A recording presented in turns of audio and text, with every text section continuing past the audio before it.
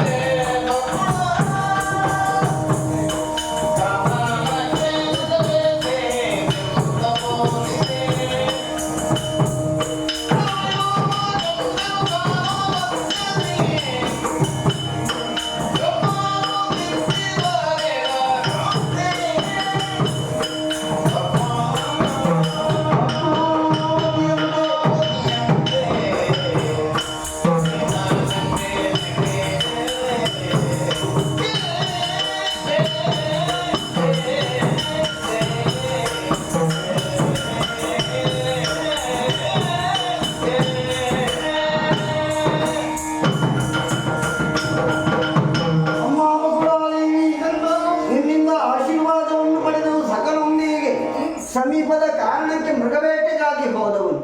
ಮೃಗಬೇಟೆಯನ್ನಾಡುವ ಆಡಿ ಮರದ ತಪ್ಪಲಲ್ಲಿ ವಿಜಯಿಸುವುದಕ್ಕಾಗಿಯೋ ಅಲ್ಲ ನಮ್ಮ ಬೇಸರವನ್ನು ಕಳೆಯುವುದಕ್ಕಾಗಿ ಕುಳಿತಂತಹ ವೇಳೆಯಲ್ಲಿ ಅನೇಕ ನಾರಿ ಸಮೂಹದೊಂದಿಗೆ ಬಂದಂತಹ ಸುಂದರವಾದಂತಹ ಹೆಣ್ಣೊಬ್ಬಳನ್ನು ಕಂಡೆ.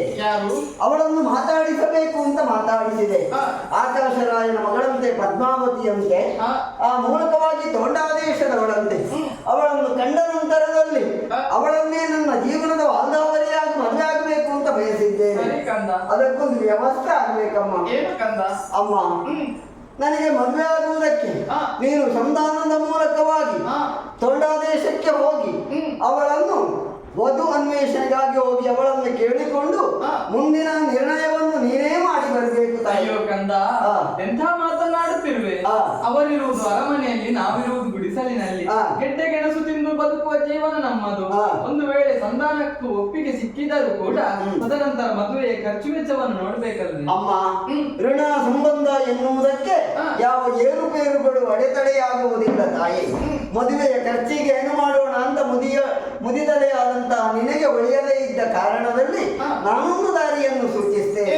ಅಲಕಾವತಿಯ ಅರಸನಾದಂತಹ ಕುಬೇರ ಧನಾಧಿಪತಿ ಅವನಲ್ಲಿ ಹೋಗಿ 16,000 ರಾಮಟಂಕೆಯನ್ನು ಸಾಲರೂಪವಾಗಿ ಶ್ರೀನಿವಾಸನ ಕಲ್ಯಾಣಕ್ಕೆ ಅಂತ ಕೇಳೋಣ, ಖಂಡಿತವಾಗಿ ಕೊಡ್ತಾನೆ. ಅವರು ಕೊಡುವರು, ತದನಂತರ ಅದನ್ನು ಮರುಪಾವತಿಸಬೇಕಲ್ವೇ? ಅದಕ್ಕೂ ಒಂದು ದಾರಿ ಉಂಟು ತಾಯಿ. ವೈವಶ್ವತ ಮನ್ವಂತರದ 28ನೇ ಚತುರ್ಯುಗದ ಆದಿಭಾಗದ ಕಲಿಯುಗವೇ ಇದು. ಈ ಕಲಿಯುಗದ ಆದಿಭಾಗದಲ್ಲಿ ದರೆಯ ಧರ್ಮಸ್ಥಾಪನೆಗಾಗಿ ಯಾರೆಲ್ಲ ನಂಬಿ ಬರ್ತವರೋ ಅಂತವರನ್ನು ಉದ್ಧರಿಸುವುದಕ್ಕಾಗಿ ನಾನು ಸಪ್ತಗಿರಿಗಳ ಮಧ್ಯದಲ್ಲಿ ಶ್ರೀನಿವಾಸ ಎನ್ನುವಂತ ಹೆಸರಿನಿಂದ ಸಂಕಟ ಹರಣನಾಗಿ ವೆಂಕಟರಮಣನಾಗಿ ಲೋಕೋದ್ಧಾರಕನಾಗಿ ಈ ತಿರುಪತಿ ಎನ್ನುವಂತ ಪುಣ್ಯಕ್ಷೇತ್ರದಲ್ಲಿ ನೆಲೆಗೊಳ್ಳುವವನಿದ್ದೇನೆ. ಆ ಸಂದರ್ಭದಲ್ಲಿ ಜೀವನದಲ್ಲಿ ಒದಗಿ ಬಂದಂತಹ ಕಷ್ಟವನ್ನು ಕರ್ಮ ಪ್ರಪಂಚದವರು ದೇವರು ಎನ್ನುವಂತ ಮೂರಕ್ಷರದ ಮೊರೆ ಹೋಗುತ್ತಾರೆ. ಆ ಸಂದರ್ಭದಲ್ಲಿ ತೆಗೆದಿಟ್ಟಂತಹ ಹಣವೇ ಅದಕ್ಕೆ ಮುಡಿಪು ಎನ್ನುವಂತ ಹೆಸರಾಗುತ್ತದೆ. ಹಾಗೆಯೇ ವರ್ಷಕ್ಕೆ ಒಂದಾವರ್ತಿ ಶುದ್ಧ ಮುದ್ರಿಕೆಯಿಂದ ಕುಟುಂಬ ಸಮೇತರಾಗಿ ಎಲ್ಲರೂ ಬಂದು ನಮ್ಮಲ್ಲಿಗೆ ಸುರಿಯುತ್ತಾರೆ. ಆ ಹಣವೇ ಸಮುದ್ರ ರಾಜನ ಮುಖಾಂತರವಾಗಿ ಶ್ರೀನಿವಾಸನ ಕಲ್ಯಾಣಕ್ಕೆ ಮಾಡಿದಂತಹ ಆ ಸಾಲಕ್ಕೆ ಸಂದಾಯವಾಗುತ್ತದೆ. ಆಗಲಿಕ್ಕಂತ ನಿನ್ನ ಮಾತನ್ನು ಕೇಳಿ ಬರು ಸಂತೋಷಗೊಂಡೆ ನಾನು. ಹಾಗಾಗಿ ನಿನ್ನ ಇಚ್ಛೆಯಂತೆ ಹೋಗಿ ಹೆಣ್ಣನ್ನು ಕೇಳಿ ಬರುತ್ತೇನೆ. ಆದಷ್ಟು ಬೇಗ ಶ್ರೀನಿವಾಸ ಕಲ್ಯಾಣ